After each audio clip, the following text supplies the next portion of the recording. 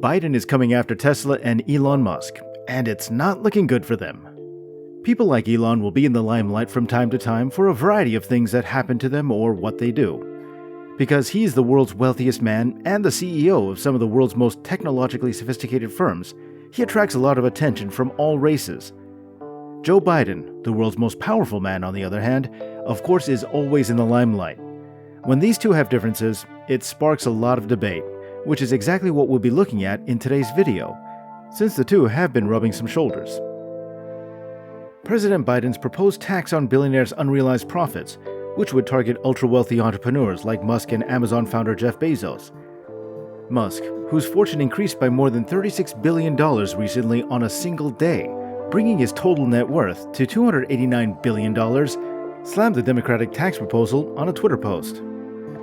Musk replied in response to a tweet encouraging people to write to their elected officials to express their opposition to the idea.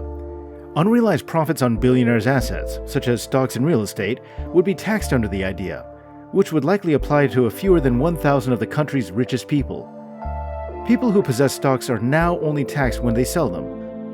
Republicans have long resisted such a tax scheme, claiming that it would create a massive bureaucracy and make investment less attractive.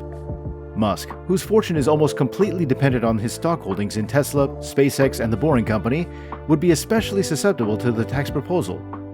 Musk, Bezos, and other billionaires mainly evaded paying taxes by keeping most of their money invested in equities, according to leaked tax data published by ProPublica earlier this year. He also said that a large portion of his fortune is related to stock options in his firms, which allow him the ability to purchase or sell Tesla and other companies' shares at a predetermined price. I have several options that will expire next year, so a large block of options will have to sell in the fourth quarter of 2021, or they'll expire. He claims that if he sells those shares, he would pay the highest marginal tax rate of 53%, which will rise to 57% next year. In recent years, Tesla has been one of the most popular stocks in the market. Over the last 5 years, the stock has risen about 2,500%. After Hertz made a large order for 100,000 electric vehicles, the company's overall worth surpassed $1 trillion for the first time. Is Elon Musk being pursued by the White House and its political allies? Tesla supporters seem to believe so, citing the United States National Highway Traffic Safety Administration, or the NHTSA, as the latest example of the agency's partiality. President Joe Biden unveiled several new candidates for high federal positions, including Stephen Cliff as head of the National Highway Traffic Safety Administration. The Tesla faithful, meanwhile, are up in arms about stories about a lesser-known appointment just hours before they expect a stellar third quarter that would propel the stock to a new all-time high.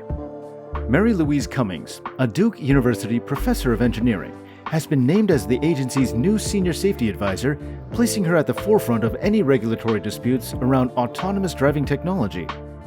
She's been very critical of Tesla's irresponsible approach to full self-driving in the past, and her decision might harm the company's prospects. Musk thinks that by charging more for an autonomous car, his $10,000 FSD function would generate tens of billions of dollars in software revenues. Cummings, on the other hand, has made many public statements critical of Tesla's and Musk's autonomous driving goals. A number of them hit like a gut punch. This is Twitter, after all.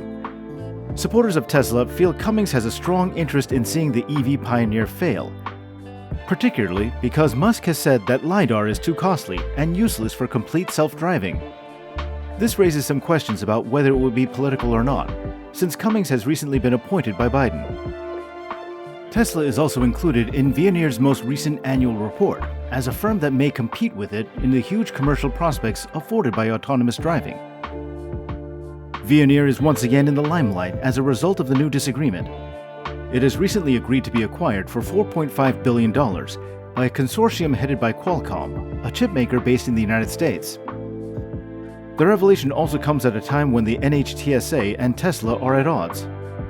Following a series of high-profile incidents, the federal government gave Tesla a list of requests for information on FSD and the more basic autopilot technology that comes standard in every vehicle, with the deadline of October 22, 2021. More recently, the NHTSA allegedly chastised Tesla for attempting to swiftly address a possible safety concern with the way its cars travel on regular autopilot while emergency vehicles had pulled over to the side of the road. Normally, this would need Tesla telling it of its intentions and outlining a potential remedy, but Musk instead just sent the software upgrade to the fleet without consulting the Highway Safety Agency beforehand. The National Highway Traffic Safety Administration isn't the only federal agency with a beef with Tesla. Last month, Jennifer Homendy, the new head of the National Transportation Safety Board, claimed that the automaker should not roll out the FSD beta to its larger US customer base until safety issues are resolved. All of these seem like stumbling blocks against Tesla's advancement. Some Tesla bulls think that the administration of Joe Biden and his allies are to blame for the rising political headwinds. Only Detroit's Big Three, General Motors, Ford, and Stellantis, were invited to the White House's electric vehicle meeting in Washington to discuss EV penetration objectives. This would have been easy to explain, given that Tesla doesn't construct any combustion engine vehicles to begin with, if Biden Press Secretary Jen Psaki hadn't told reporters that only unionized car makers were invited and that they could draw their own conclusions. Do you think Biden is after Musk? Well, that's it for today. Let's meet in the next one.